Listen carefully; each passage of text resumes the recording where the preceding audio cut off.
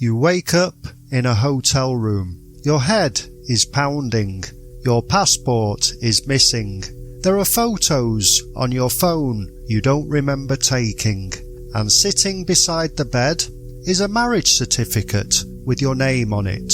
Welcome to Passport Romance Stories, where we share real and cautionary tales about love, trust, and the risks people never see coming until it's too late. Tonight's story starts with a holiday romance in Thailand and ends with a man trying to figure out whether he was manipulated, drugged, or legally trapped, because what happened that night would follow him long after the vacation ended. And the worst part, at first he thought he'd found the perfect woman. Mark Reynolds was 52 years old, divorced from Birmingham, and after years of feeling invisible, he decided to do something reckless. He booked a solo trip to Thailand, not because he was searching for danger, not because he wanted chaos, he just wanted to feel alive again. The first week was exactly what he needed. Warm weather, cheap drinks, no stress, no responsibilities. And then he met her. Her name was Lynn. She was confident without trying too hard, funny, relaxed, the kind of woman who made you feel comfortable within minutes. Unlike the others, she didn't immediately flirt with him, didn't ask for money, didn't pressure him. That's what made Mark trust her. They spent 3 nights together, bars, night markets, late night food stalls, long conversations back at the hotel, and for the first time in years, Mark started imagining something serious. She told him she was tired of players, tired of tourists, tired of temporary relationships. I want something real, she told him. That sentence stayed in his head, because after years of loneliness, people don't fall in love with beauty first. They fall in love with the feeling understood, and Lynn understood exactly what to say. On the 4th night, she suggested they celebrate. Just us, she smiled. She arrived dressed differently that night, more elegant, more affectionate. They went to a rooftop bar overlooking the city. Music, cocktails, a perfect atmosphere. Mark remembered the first drink, then the second. After that, everything became fragments. A toast, her hand touching his, a group of strangers laughing nearby, someone taking photos, a taxi ride, then nothing.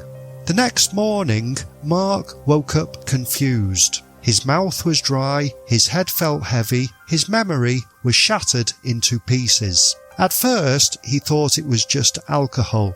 Then he looked around the room.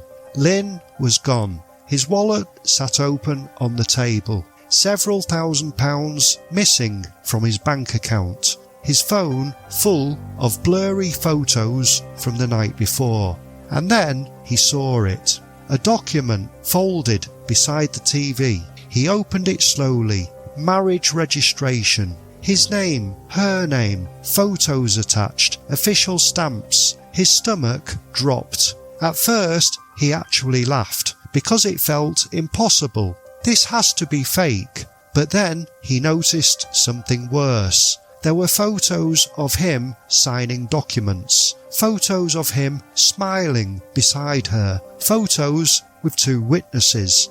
And although he looked disorientated, he looked conscious. That's what terrified him. Mark called her immediately. No answer. Again, blocked. That's when panic fully set in. He rushed downstairs to the hotel reception, asked the staff if they knew anything. One employee looked uncomfortable. Another simply said, "You should go to tourist police." Not congratulations, not confusion, concern. That's when Mark realised this wasn't normal.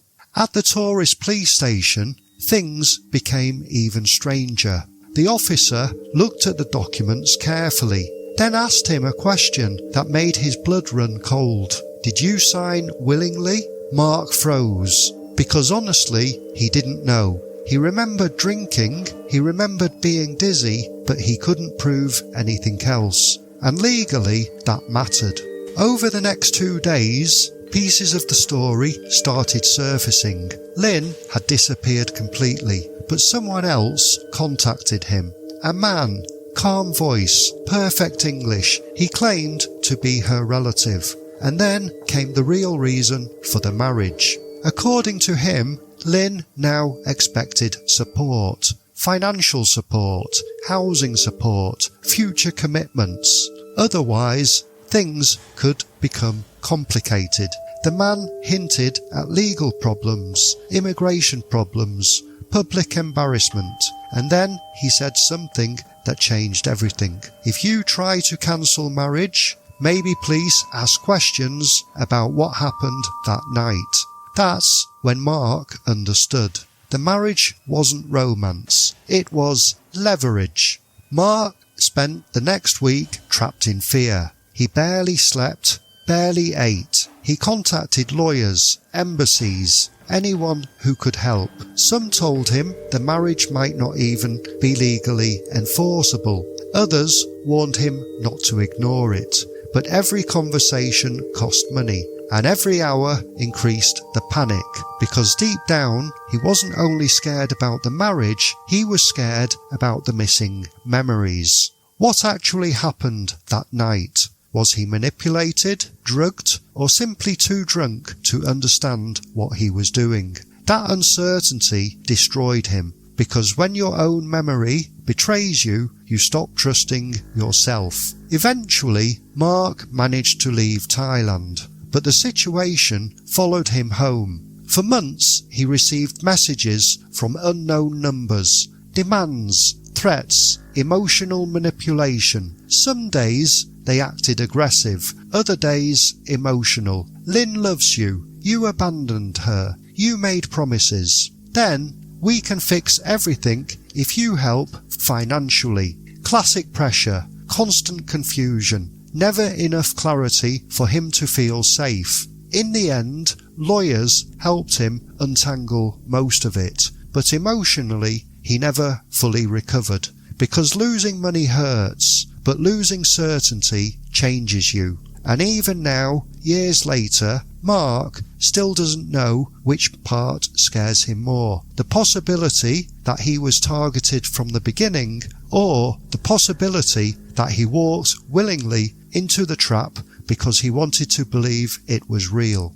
Stories like this make people uncomfortable because they force us to admit something most people don't want to hear. Loneliness can override instinct, and when someone gives you attention, validation, affection, sometimes the red flags don't look red anymore.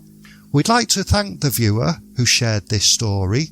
If you have a story of your own, whether it's romance, manipulation, betrayal, or a situation that still doesn't fully make sense to you, you can send it in completely anonymously. And if this story made you think twice about trust, about travel, or about how quickly a perfect night can become a nightmare, make sure you subscribe, because the next story might sound unbelievable until it happens to someone exactly like you.